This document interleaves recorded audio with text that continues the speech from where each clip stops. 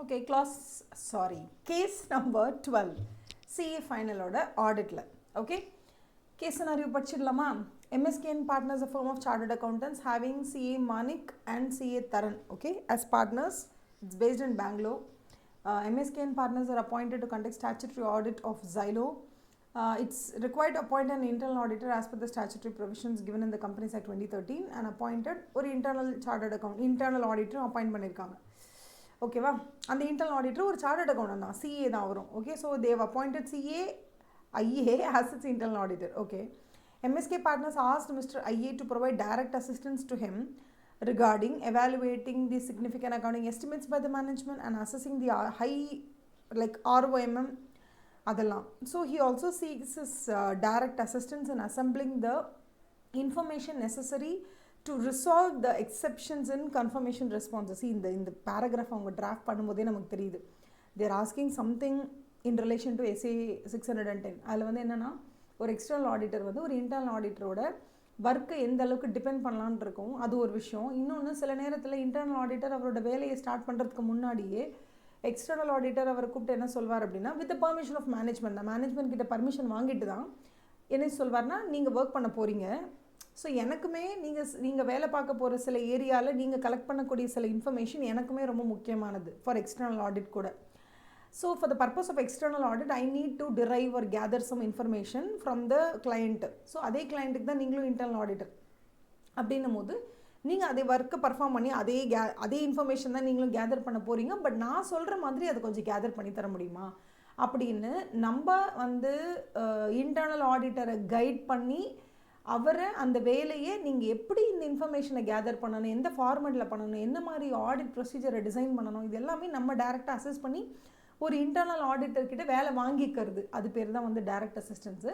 Mostly direct assistance வந்து நீங்கள் நிறைய ஏரியாவில் இன்டர்னல் ஆடிட்டருடைய வேலைப்பாடை நீங்கள் கைட் பண்ணி அவர்கிட்ட நிறைய வேலை வாங்கிக்கலாம். So direct assistance is allowed or not அப்படின்னு கேட்டால் 100% அலவுடு. ஆனால் 2 விஷயத்தில் மட்டும் இட்ஸ் நாட் அலவுட். என்னென்னா, எந்தெந்த விஷயங்கள்லாம் டைரெக்டாக எக்ஸ்டர்னல் ஆடிட்டரே போய் பார்த்தா தான் கரெக்டாக இருக்குமோ அங்கே அவர் தான் பார்க்கணும், இன்டர்னல் ஆடிட்டரை விட்டு வேலை வாங்கக்கூடாது. ஸோ அந்த மாதிரி 2 ஏரியா இருக்குது. ஒன்று, ரிஸ்க் ஆஃப் மெட்டீரியல் மிஸ்ஸ்டேட்மெண்ட். ஓகேவா, அதை அசஸ் பண்ணக்கூடிய ஒரு வேலையை யார் பண்ணணும்னு கேட்டிங்கன்னா எக்ஸ்டர்னல் ஆடிட்டர் தான் பண்ணணும். So what is the level of risk of material misstatement, high level of ROMM இருக்கா இல்லையாங்கிறதெல்லாம் எக்ஸ்டர்னல் ஆடிட்டர் தான் நேராக போய் பார்க்கணும், வேறு யார்கிட்டையும் டெலிகேட் பண்ணக்கூடாது. ஸோ அந்த இடத்துல direct assistance is not allowed. 2வது என்னென்னா, எந்தெந்த இடத்துல அதிகப்படியான ஜட்ஜ்மெண்டல் வேலைகள் இருக்கோ, அதாவது மேனேஜ்மெண்ட் ஒரு விஷயம் செஞ்சுருக்காங்க, இது கரெக்டாக தப்பா அப்படின்னு ப்ரொஃபஷனல் ஜட்ஜ்மெண்ட் வந்து யார் பண்ணணும்னா எக்ஸ்டர்னல் ஆடிட்டர் தான் பண்ணணுமே தவிர அந்த வேலையை நீங்கள் இன்டர்னல் ஆடிட்டருக்கு டெலிகேட் பண்ணக்கூடாது. So these are the only 2 areas where the direct assistance is not allowed through internal auditor. மற்றபடி நீங்கள் வந்து ஏதோ கன்ஃபர்மேஷன் ரெஸ்பான்ஸ் வந்திருக்கா இல்லை சரியில்லை, ஏதோ நிறைய எக்ஸப்ஷன்ஸ் எல்லாம் இருக்குது, இதை பற்றி விசாரிக்கணும் அதை பற்றி விசாரிக்கணும், வேறு எந்த வேலையாக இருந்தாலும் நீங்கள் அந்த வேலையெல்லாம் இன்டர்னல் ஆடிட்டரை வச்சு வாங்கிக்கலாம். 2 வேலை தான் இன்டர்னல் ஆடிட்டரை வச்சு நீங்கள் டைரக்ட் அசிஸ்டன்ஸாகவே இருந்தால் கூட நீங்கள் அவர்கிட்ட டெலிகேட் பண்ணக்கூடாது. ஒன்று, ரிஸ்க் ஆஃப் மெட்டீரியல் மிஸ்டேட்மெண்ட்டை அசஸ் பண்ணுற வேலை. 2வது, சிக்னிஃபிகண்ட்டான ஜட்ஜ்மெண்டல் ஏரியாஸ் இருக்கா, மேனேஜ்மெண்ட் செஞ்சுருக்கிற ஒரு வேலை, இல்லை மேனேஜ்மெண்ட் வந்து ஏதோ ஒரு எஸ்டிமேட் பண்ணியிருக்காங்க, அது கரெக்டாக இருக்கா இல்லையான்னு ஜட்ஜ் பண்ணுற ஒரு வேலை தான் வந்து ப்ரொஃபஷ்னல் ஜட்ஜ்மெண்ட்டு நம்ம சொல்லுவோம். ஸோ அந்த மாதிரி சிக்னிஃபிகண்ட்டான ப்ரொஃபஷ்னல் ஜட்ஜ்மெண்ட்ஸ் இன்வால்வ் ஆகக்கூடிய இடத்துல ஒரு இன்டர்னல் ஆடிட்டருக்கு நீங்கள் இது பண்ணக்கூடாது. ஸோ அது ஒன்று தான் இங்கே. மற்றபடி பார்த்தீங்கன்னா செகண்ட் பேராகிராஃபில் என்ன சொல்லியிருக்காங்க, மணிக்கு வந்து accepted is appointment as tax auditor of a firm 44AB கீழே வாங்கியாச்சு.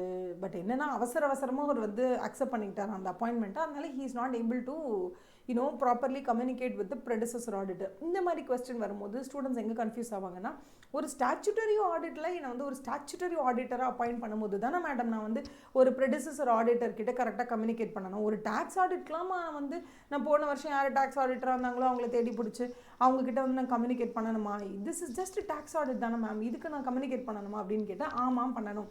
ஏன்னா அந்த communication to the predecessor auditor or to the previous auditor அப்படிங்கிற அந்த காலமில் ஸ்டாச்சுட்டரி ஆடிட்டுக்கு மட்டும் கிடையாது, இது டேக்ஸ் ஆடிட்டுக்கும் அப்ளிகபிள் அப்படிங்கிற ஒரு லைன் வரும். ஸோ இட்ஸ் அப்ளிகபிள், ஃபஸ்ட்டு அது தெரிஞ்சுக்கோங்க, அந்த கிளாரிட்டி இருக்கணும், சரியா? ஸோ சிஏ மணிக்கு வந்து accepts his appointment as tax auditor of a firm under section so and so. Within 2 days of appointment, commence the audit within the 2 days of his appointment. Since the client was in a hurry to file the return of income before the due date, கடன் பண்ணிட்டாங்க, ஓகேவா.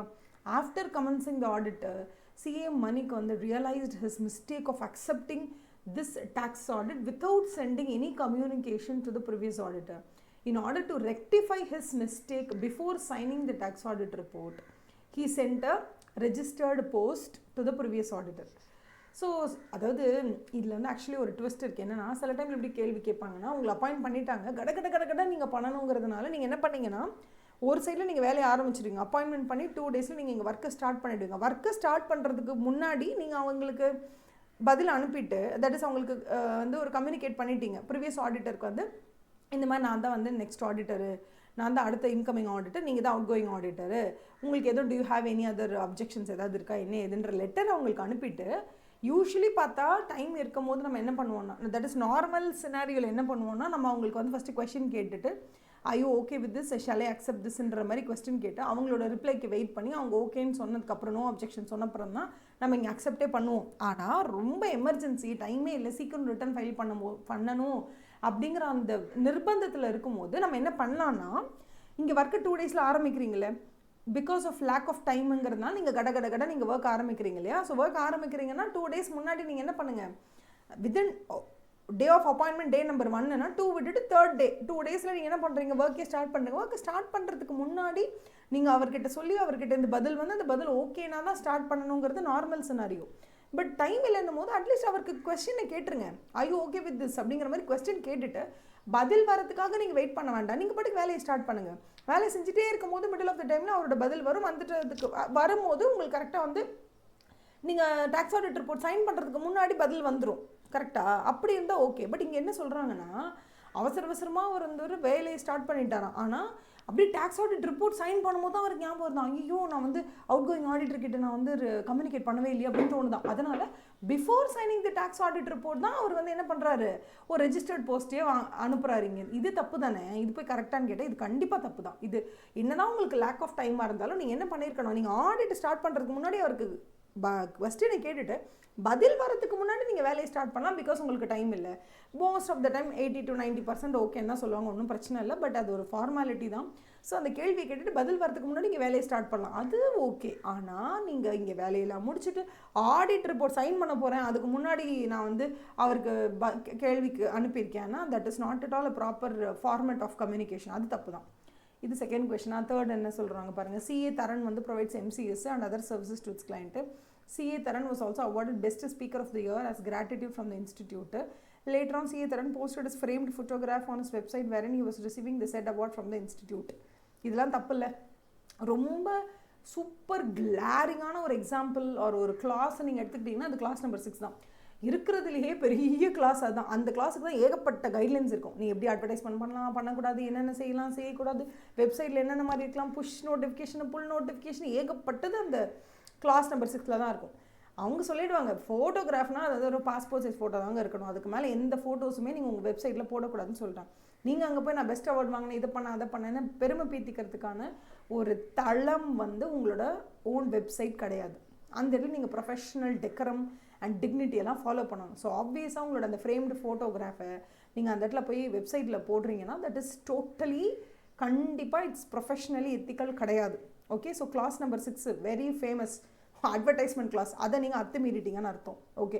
Upon hearing about the efficient services provided by so and so, they were approached by cooperative societies as the statutory auditor. The firm agreed to offer and had the following options in mind with regards fees எவ்வளோ வாங்கலாம்னு பார்த்தா ஒரு 500 வாங்கிக்கலாம்னு first முடிவு பண்ணுறாங்க நாமினலாக. அப்படி இல்லைனா net profits எவ்வளோ அழிச்சுமோ ஒரு பர்சன்டேஜாக வாங்கிக்கலாம். ஜென்ரலி ஸ்பீக்கிங் ஒரு கோஆப்ரேட்டிவ் சொசைட்டியை தவிர வேறு யாருக்குமே இந்த மாதிரி நீங்கள் யோசிக்கக்கூடாது. பிகாஸ் அது எல்லாமே profit orient companies. So profit ஓரியன்டான ஒரு ஒரு இன்ஸ்டிடியூஷனுக்குள்ளே நீங்கள் போகும்போது உங்களுக்கு என்ன ஃபீஸோ அதை தான் நீங்கள் அங்கே சொல்லணுமே தவிர அவங்களுக்காக நீங்கள் கன்சிடர் பண்ணணுன்ற எந்த அவசியமும் இல்லை. ஓகேவா. பட் ஒரு கோஆப்ரேட்டிவ் சொசைட்டின்னு வரும்போது மட்டும் நமக்கு வந்து ஒரு சின்ன எக்ஸம்ஷன் கொடுத்துருக்காங்க. என்ன அப்படின்னா ஒரு நாமினலாக ஒரு 100 ரூபாய் 200 ரூபாய் அந்த மாதிரி வாங்கிக்கலாம். அப்படி அது கோஆப்ரேட்டிவ் சொசைட்டி தானே, பாவம் இல்லை அவங்களாம்.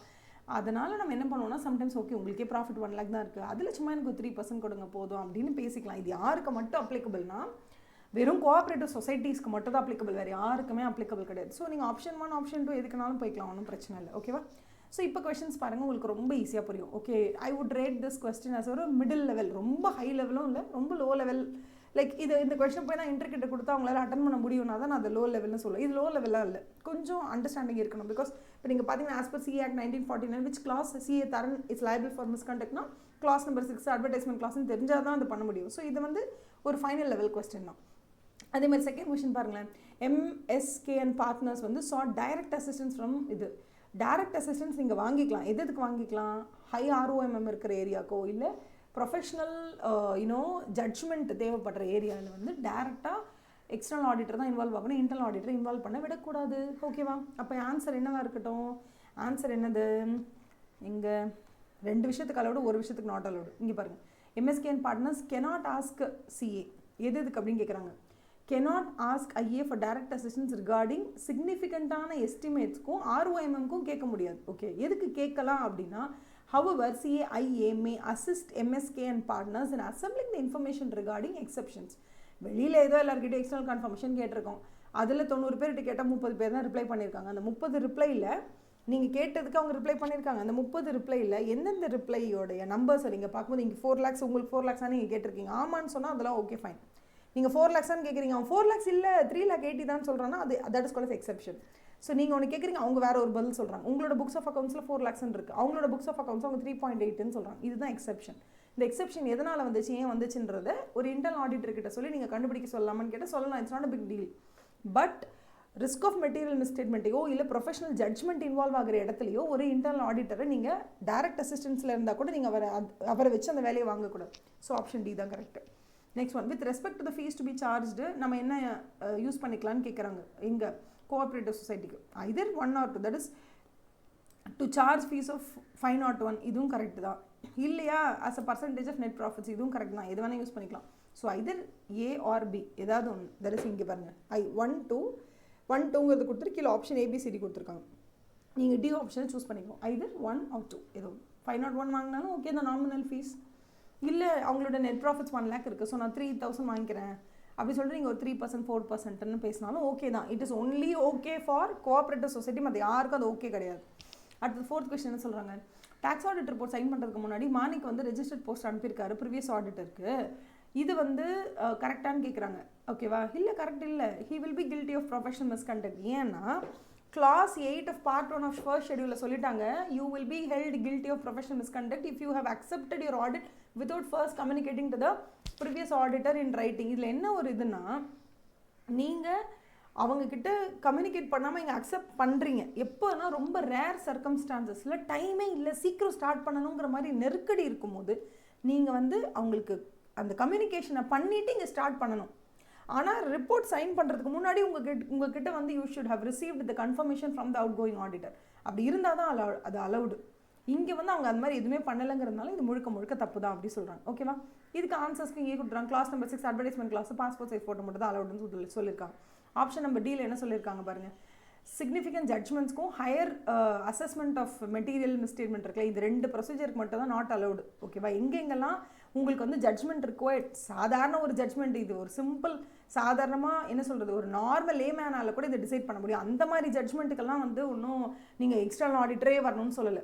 வேர் the required judgement is more than limited, அதாவது ஒரு லிமிட்டட் ஜட்ஜ்மெண்ட் இருக்கிற அளவுக்கு லிமிட்டட் ஜட்ஜ்மெண்ட் மீன்ஸ் இது யார் வேணால் பண்ணலாம்ப்பா, அது லிமிட்டட் ஜட்ஜ்மெண்ட், அது இன்டர்னல் ஆடிட்டர் கூட பண்ணலாம். எந்த இடத்துல மோர் தேன் லிமிட்டட் ஜட்ஜ்மெண்ட் தேவைப்படுதோ, எந்த இடத்துல ரொம்ப ப்ரொஃபஷனல் ஜட்ஜ்மெண்ட் தேவைப்படுதோ அங்கே மட்டும்தான் நம்ம என்ன பண்ண போகிறோம், எக்ஸ்டர்னல் ஆடிட்டர் தான் பண்ணணும், இன்டர்னல் பண்ணக்கூடாதுன்னு சொல்கிறோம். So what are the 2 areas where direct assistance is not allowed, where significant judgments are involved, and number 2 where risk of material misstatement அப்படிங்கிறது எங்கே இன்வால்வ் ஆயிருக்கோ. Okay, related to higher ROMM where the judgment required is more than limited, அந்த இடத்துல மட்டும் நம்ம யாரையும் allow பண்ணவே கூடாது.